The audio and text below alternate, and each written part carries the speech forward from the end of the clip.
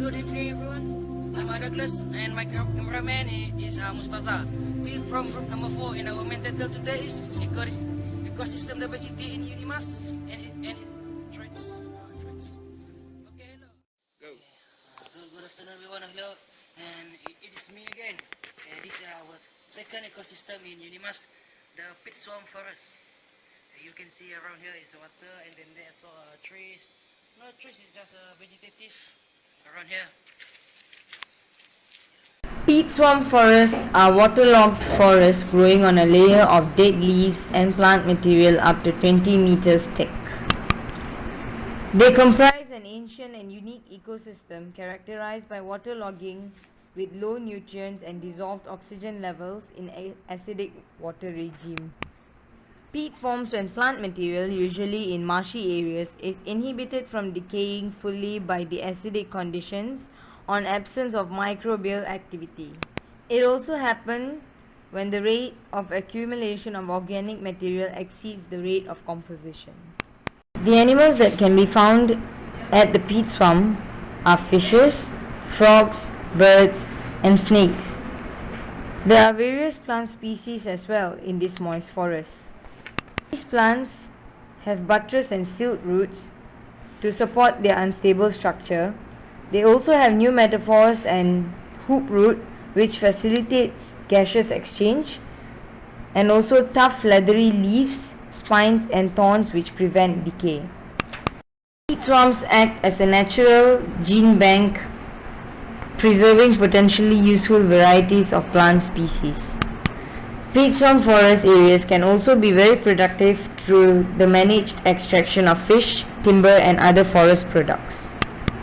Peat covered catchments can function as aquifers, absorbing and storing water during wet periods.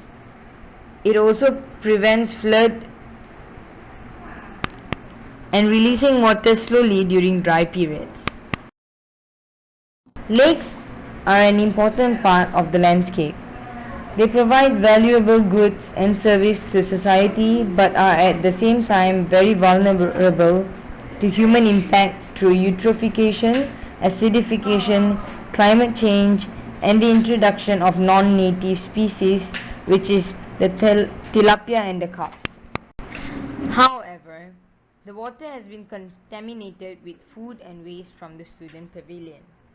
Materials like detergent and oil remain on the surface of water and destroys its appearance, and the chemical pollutant will cause unpleasant odor. In Unimas, which is the secondary forest, as you can see the background, where actually secondary forest forms from the deforestation. And secondary forest actually contains fast growing trees, small growing trees, and also as you can see the shrubs which is surrounding. A secondary forest consists of vegetation which have developed after the destruction of the original primary vegetation. Secondary forests usually possess a much lower diversity of plants and animals compared to the original forest. This could be due to the limited dispersal of plants from a primary source as well as the simplified forest structure not being able to support primary forest species. The secondary forest plays an important role in providing buffer areas around the small patches of primary forest and remains important in supporting population of native fauna due to the production of nectar and edible food.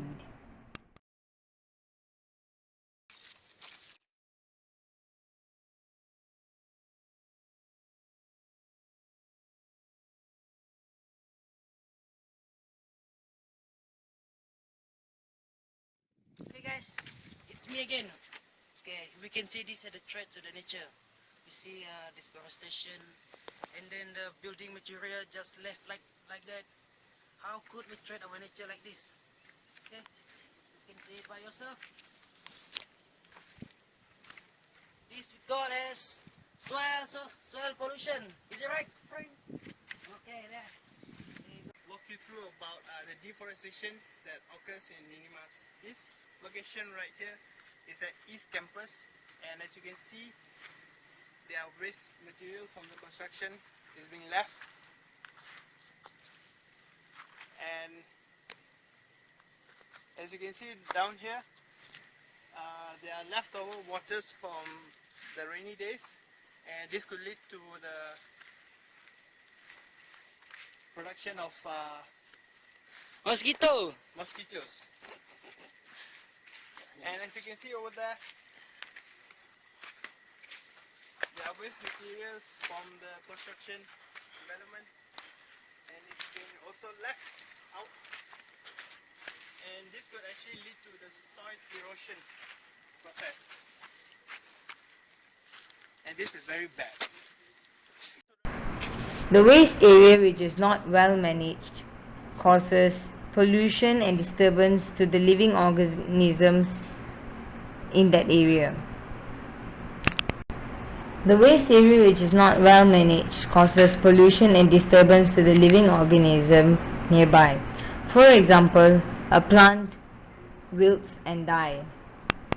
It also becomes breeding site for pests such as disease-causing insects, the mosquitoes, which causes dengue, and also disease-causing pests such as rats.